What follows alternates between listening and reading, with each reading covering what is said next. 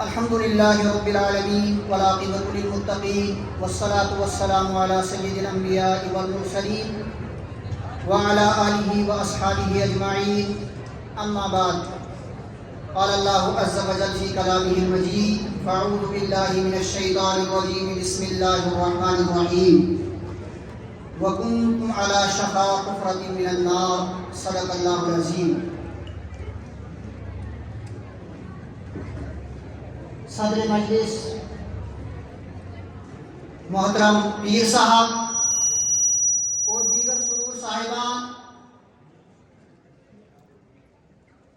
وقف یونٹ کشتواڑ کے چیئرمین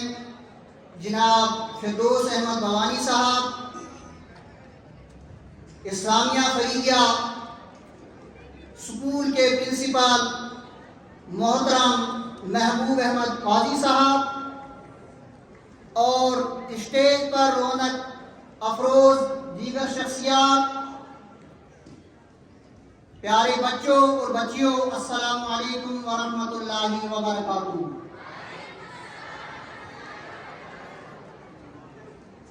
یقیناً ہم سب اس وقت جس مجلس کے اندر جمع ہوئے ہیں، اس مجلس کی تار اور اس کا کنیکشن جناب محمد رسول اللہ صلی اللہ علیہ وسلم کے اس فکری انقلاب کی طرف جڑتا ہے جو آپ علیہ السلام نے اپنی بعثت سے لے کر اور قیامت تک آنے والی انسانیت کے لیے آپ علیہ السلام نے جو تعلیمات دی، اور جو قرآن مقدس کی آیت کریمہ میں نے آپ حضرات کے سامنے تلاوت کی، قرآن مقدس جس معاشرے کی ترجمانی کرتا ہے اور کہتا ہے کہ وہ لوگ اس وقت بالکل کنارے تک پہنچ چکے تھے، اس میں گرنے ہی والے تھے، وَكُنْتُمْ عَلَى شَفَا حُفْرَةٍ مِّنَ النَّارِ، وہ تو آگ کے بالکل کنارے پہ پہنچ چکے تھے، بس اس میں گرنے ہی والے تھے۔ میرے اور آپ کے آقا جناب محمد رسول اللہ صلی اللہ علیہ وسلم تشریف لائے، آپ نے انسانیت کو جہالت اور دیگر طرح کی جو خرافات اور اس معاشرے کی جو خرابیاں تھی ان سے نکال کر یہ پیغام دیا کہ اللہ ایک ہے، اور دنیا کو یہ بتایا کہ انسانیت کیا چیز ہے، اور انسانوں کو یہ بتایا کہ تمہیں اللہ تبارک و تعالیٰ نے یوں ہی دنیا کے اندر نہیں بھیجا ہے۔ تو میرے ساتھیوں، یہ سوچ، یہ فکر اس وقت سے لے کر منتقل ہوتی رہی، صحابہ کرام رضوان اللہ تعالیٰ علیہم اجمعین، تابعین، تبع تابعین، بزرگان دین، اور ہمارے اس علاقے کی مایہ ناز ہستی جن کا نامی اسم گرامی حضرت شاہ محمد فرید الدین بغدادی رحمت اللہ علیہ، انہوں نے اس فکر کو ہم تک پہنچایا، اور حضرت شاہ صاحب بغداد کے رہنے والے تھے جو اس وقت خلافت عثمانیہ کا دارالخلافہ ہے۔ ظاہر سی بات ہے، کوئی آدمی آسانی سے اپنی زندگی کی آسائش اور ضروریات زندگی کی ہر سہولت جہاں پر میسر ہو اس کو چھوڑنے کے لیے تیار نہیں ہو سکتا، لیکن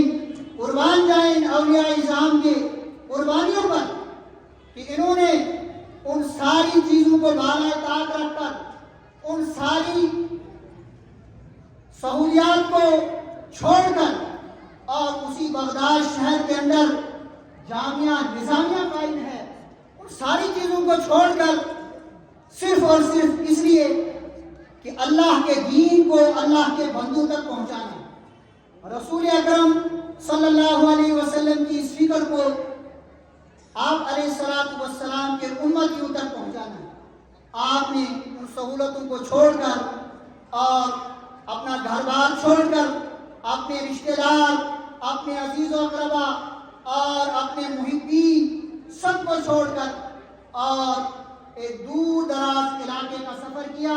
اور یہاں کی دشوار گزار پہاڑیاں، اور یہ وہ دور تھا کہ ایک جگہ سے دوسری جگہ سفر کرنا اتنا آسان نہیں تھا جتنا آج کل کے دور میں ہے۔ آج تو گھنٹوں کا سفر منٹوں میں طے ہو جاتا ہے، دنوں کا سفر گھنٹوں میں طے ہو جاتا ہے۔ یہ وہ دور تھا جہاں رہزنوں کا خطرہ، ڈاکوؤں کا خطرہ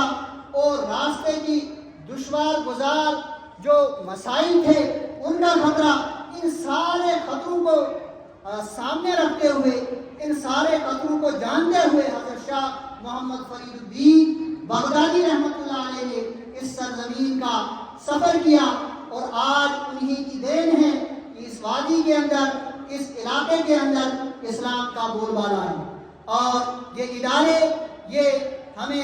یہی سبق دیتے ہیں کہ ہم نے اس تہذیب کو زندہ رکھنا ہے۔ اور ابھی ہماری بچیوں نے جو یہاں پر تقریر پیش کی، میں آپ سے یہ بات عرض کرنا چاہتا ہوں کہ اسلام کے اندر عبادات کا بہت بڑا حصہ ہے۔ آپ اس سے ہٹ کر آپ چلے جائیے،